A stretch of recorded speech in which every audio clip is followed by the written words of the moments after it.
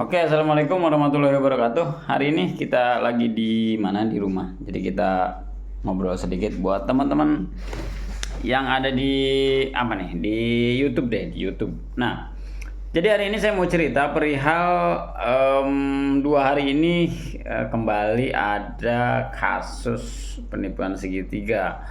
Jadi buat teman-teman yang mau beli mobil, jadi atau mau jual mobil, jadi hati-hati ada kasus penipuan segitiga. Maksudnya penipuan segitiga itu kalau beli mobil jangan pernah misalnya gini, beli mobil datang ke orang, misalnya datang ke misalnya ke si dari saya ke si A, tapi kita hubungannya sama si B. Jadi nggak boleh tuh.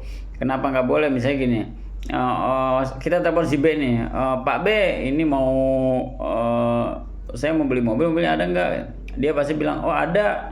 Nanti ini Sherlocknya di sini bla bla bla. Dia ngarahin ke si A. Nanti dia si A itu akan ditelepon sama si B. Dia akan bilang, misalnya ke si A-nya tuh akan bilang begini.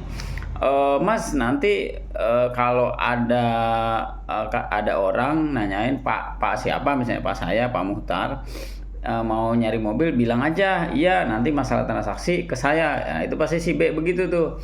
Terus dia akan nambahin lagi nih supaya saya tuh percaya gitu. Dia akan bilang lagi begini, Pak, nanti bilang aja kalau nanti misalnya Pak Muhtar nanya, misalnya bilang aja kalau saya tuh kakaknya, bilang aja lagi di luar kota, lagi sibuk segala macem. Nah, otomatis ketika saya datang ke yang punya mobil, si A tadi yang punya mobil itu si A, otomatis kan saya ngobrol sama si B dong. Si B udah bilang nih sama si A, pokoknya kalau masalah harga jangan ikut-ikutan dah. Masalah apa? Kamu taunya nanti ditransfer sama saya tuh. Atau si B tuh begitu pasti. Nah, jadi saya datang misalnya ke si ini apa nih?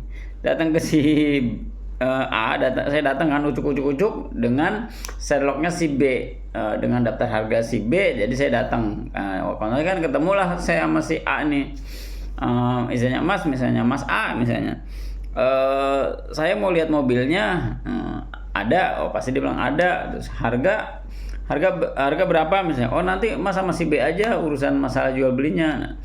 Siapa emang si B? Saya pasti nanya sama dia dong. Nah si A ini pasti bilang, karena udah dibilangin sama si B, oh iya itu kakak saya gitu, lagi di luar kota. Otomatis saya percaya dong, bilang kakaknya kan. Oh ya udah. Terus udah saya lihat oke semua, saya telepon kan si B dong, karena kan kalau masalah harga segala macam saya harus ke si B. Nah oke, saya telepon si B, halo B, mobilnya udah oke, berarti harganya berapa sekarang deal? Oh deal misalnya 90 juta apa 100 juta. Nah otomatis kata si B-nya, ya biasalah alasan pura-pura segala macam. Oh naikinlah dikit misalnya, atau bagaimana lah, pasti ya standar orang misalnya untuk jual beli. Nah akhirnya apa? Akhirnya oke, saya deal, saya transfer ke si B, karena kan kita taunya ini kakaknya si A kan, karena si A juga bilang kan ini kakak saya katanya, nanti transaksi sama dia. Akhirnya saya transfer ke si B. Nah otomatis udah transfer, saya datang lagi ke si A dong, Mas transaksinya udah selesai.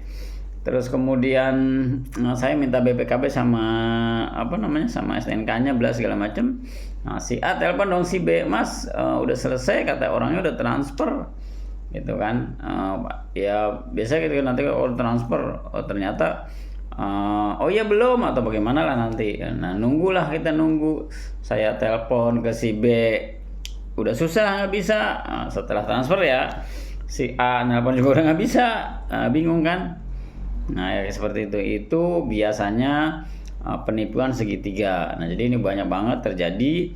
Buat teman-teman yang mau beli apapun itu, mau handphone kayak, mau motor kayak, mau mobil kayak, apapun itu, jadi dipastikan bahwa kasus-kasus seperti ini tuh nggak ada lagi. Ini saya pernah upload itu setahun yang lalu, tapi ternyata sampai hari ini masih ada. Nah informasi juga buat ya pasti aparat lah, supaya ini diberantas. Kasihan lah orang yang jual beli mobil 100 juta 200 juta ketipu, kasihan. Kurang lebih seperti itu. Mudah-mudahan teman-teman ini bermanfaat. Jadi lebih hati-hati dalam bertransaksi. Pastikan kalau memang mau aman, kita ketemu orang yang telepon, kalau perlu kita miss call saat datang, oh ya bener nih orangnya. Kalau perlu memang misalnya ke sana bawa temen, kalau perlu memang cash aja udah. Atau teman-teman pastikan bahwa yang punya mobil BPKB segala macam dia megang, KTP-nya rekeningnya dia, supaya menghindari memang kalau memang lebih aman lagi. Oke, mudah-mudahan bermanfaat. Jangan lupa like, comment, dan subscribe. Wassalamualaikum warahmatullahi wabarakatuh.